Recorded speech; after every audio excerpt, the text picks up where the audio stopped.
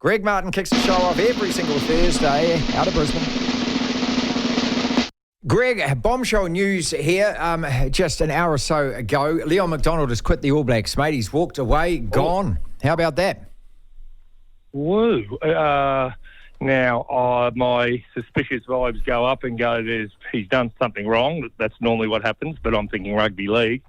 Has he just had enough, or is there a family issue? Any news? Well, all they're saying in the official press releases is that him and Scott Robertson have had, I quote, robust discussions, differing opinions, and decided that the best thing for the team was they went their separate ways.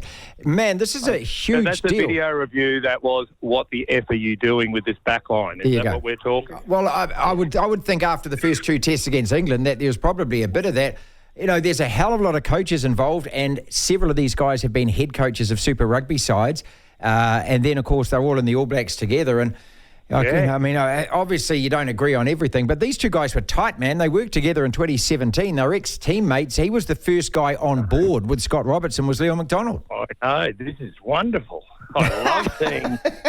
Sorry, I don't like seeing All Black rugby in disarray. Wow. Oh, mate, that's no good, because I've seen them in action while I commentated over the years. They were real tight, I would have thought. And he's a real thinker, Leon MacDonald. So something's gone wrong. Something's gone wrong. Yeah. There's been a fallout. Difference of philosophy, would you call it? Well, for a guy to walk away from such a highly paid, lucrative job that he has got for the next 4 years, and if we win a Rugby World Cup, he's probably got for the rest of his life if he wants it. You just think about the economics involved here. There's no Super Rugby jobs going in New Zealand, mate. So he's quit the salary as well. Well, there's a few Super Rugby jobs going over Yeah, here. one or two in Australia, yeah. No, but, mate, this is something serious. So whether it's philosophies or attitude or... Oh, God. Righto. Well, good luck to you. I hope you don't get it together before we play you in about a month. Oh, well, this All Blacks versus Springboks series, man, are you looking forward to this as a neutral, as a guy who loves rugby? Yeah, that's the grand final for these two next week, so the preliminary and grand final. We see... Well, you blokes behaved properly on the weekend. You didn't, whatever that was you put out week one against Argentina was silly. But you behaved properly. South Africa are in. Geez, they're good, mate. They just squeezed us. Yeah, Indeed, we popped it. Yeah, grand final, mate. This is the game. These are the two games of the next 2 weekends. Of course they are. Oh, it's not until next week, is it? Yeah, next weekend, yeah, so it's the weekend after. So you're getting ready a week early. Oh, I mean, look, this is all we're talking about at the moment. And look, the America's Cup is underway tonight. I mean, there's Sean Johnson's farewell tour tomorrow, but this is big. You don't like the America's Cup, mate? You bloody won the thing in 1983. You're the first country to win it off America. 83 plus 41 years. Yeah, right, okay.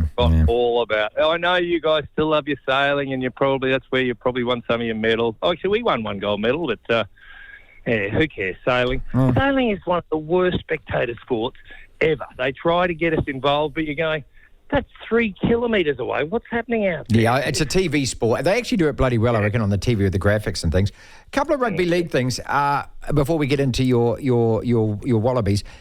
Ron Coote, was he the right choice to become the 14th Immortal?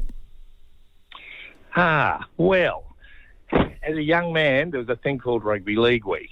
And my dad, because growing up in Brisbane, I grew up a rugby league player until I went to private school, and they make you play rugby. There's a bit of history. Right. So my dad bought me a Roosters jersey when I was in 1973.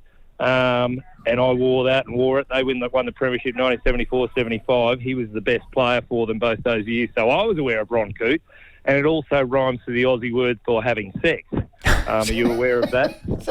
I don't know if you know, in the Aussie vernacular, to have a Ronnie Coote is to have sexual Oh, my God. That makes him immortal. Well, you don't know that makes him doubly immortal.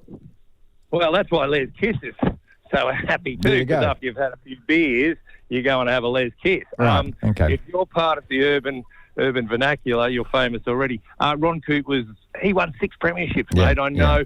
The mate I work with on radio said, "Oh, mate, they only had 8 teams," but really, you're the best team 6 times, and you're one of the main players in that. And then he captained Australia, and he did everything.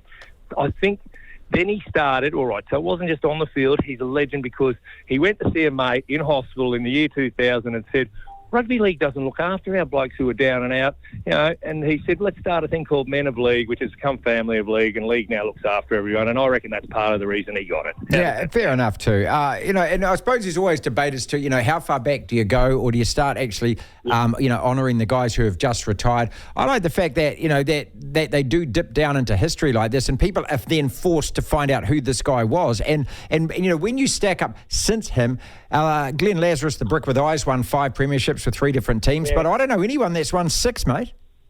No, that's right. Well, hold on, I'm going to say Kevin Walters. He went 5 or 6, but he'll never become an immortal, I wouldn't think. Oh, mate, it's a bit random, and I don't know, they make it up as they go along sort of thing, but it was, it was special for them last night. Everyone feels all right.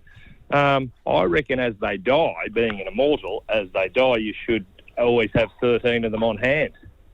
Yeah, it's not a bad idea, actually. It's not a bad idea. Are your Broncos... Does she... Oh, hello. Sorry. Hello, love. Oh, you got to go. All right, bye-bye. I'm talking to Marty. Sorry about that, mate. Is anyone in Brisbane still believing that the Broncos can make the 8, or is it already gone, mate? No. Well, I think, was it last week they had to win 8 out of their last 4 games to make it? This week, they got to win all 3, and the Dragons have to lose 2 out of their 3. So that's everybody in Brisbane now knows that equation. The Dolphins are on the same thing, mate. So Dolphins and Brisbane are about the same.